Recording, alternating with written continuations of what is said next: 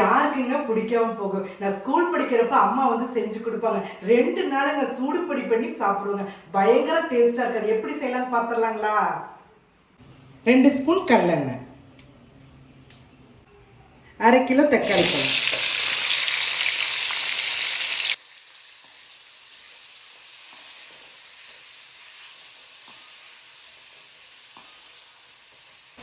ஒரு கைப்பிடி கருவேப்பிலை, ஒரு கட்டி பூண்டு. இந்த தக்காளி குழம்புக்குங்க சின்ன வெங்காயம் போட்டு செஞ்சோம்னா டேஸ்ட் நல்லா இருக்குங்க. சின்ன வெங்காயம் இல்லையாங்க பெரிய வெங்காயம் கூட யூஸ் பண்ணிக்கலாம். சின்ன வெங்காயம் 1 கப்பு போடுறேங்க.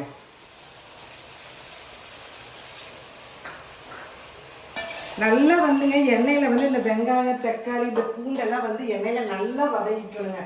பார்த்தா அப்படியே கிரேவி மாதிரி வரணும். அப்போ தான் வந்து நம்மளுக்கு டேஸ்ட்டு நல்லா இருக்கும்.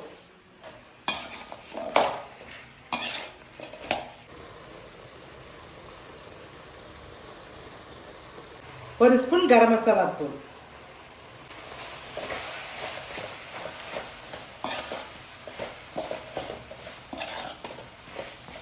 இந்த தக்காளி குழம்பு இன்னும் ருசியாக இருக்க ராபுஸோட சாம்பார் தூளை 3 ஸ்பூன் அள்ளி போட்டுடலாங்க.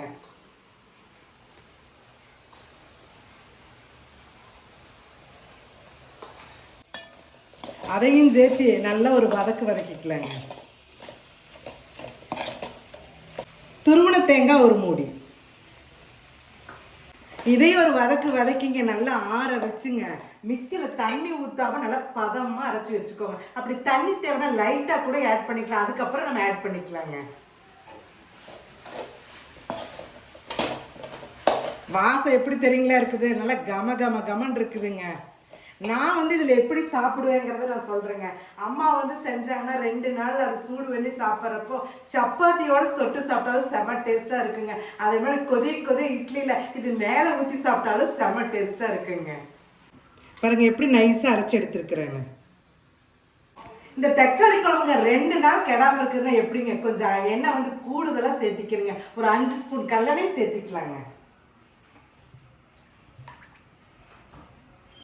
இப்போ நம்ம கிட்ட இங்கே ஃப்ரெஷ் பேட்ச் தாளிப்பு வடைங்க, கறித்தூள், சாம்பார் தூள், ரசத்தூள் எல்லாமே ரெடியாக இருக்குங்க. வேணுங்கிறவங்க கீழே கொடுக்குற வாட்ஸ்அப் நம்பருக்கு மெசேஜ் பண்ணிக்கோங்க.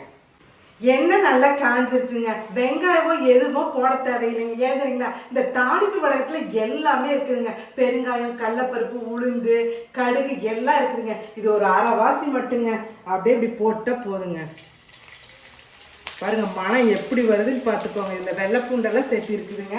நல்லா டேஸ்ட்டாக இருக்கும். இதுக்காக சொல்லைங்க, இது டெய்லி யூஸ்க்கே நான் பயன்படுத்திட்டு தான் இருக்கிறேங்க.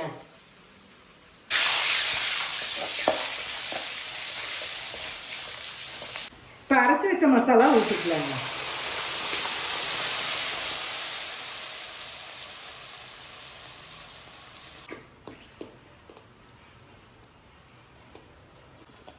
மஞ்சத்தூள், அளவான உப்பு. அப்படியே இந்த எண்ணெயில இந்த மசாலாவை அப்படியே பிரட்டிக்கலாங்க.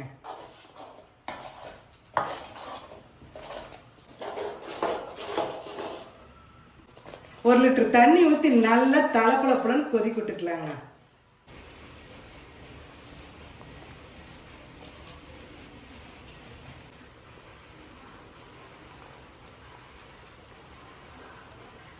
நல்ல கமன் மணத்தோடங்க தக்காளி குழம்பு ரெடிங்க. பாருங்க எண்ணெய் பாருங்க அப்படியே திரண்டு வருது பாருங்க. மேலான கொத்தமல்லி தழை போட்டுடலாங்க.